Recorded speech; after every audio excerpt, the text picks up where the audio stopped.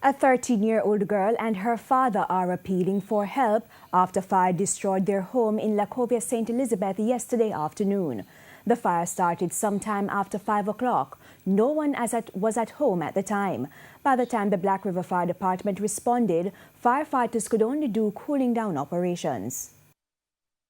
The brigade observed a dwelling house fully engulfed, 5-apartment dwelling house, fully engulfed in flame. One hose-wheel jet was brought into operation to bring the fire under control, subsequently leading to extinguishment.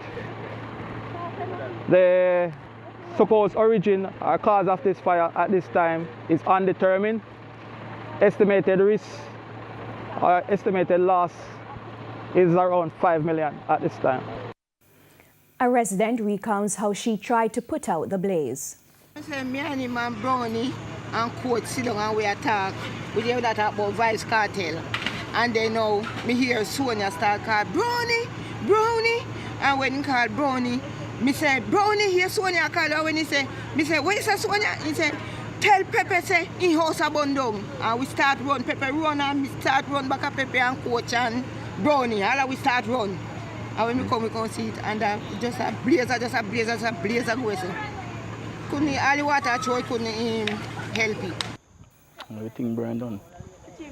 Whole house burned down. I don't see nothing in a pin, just a clothes from my back.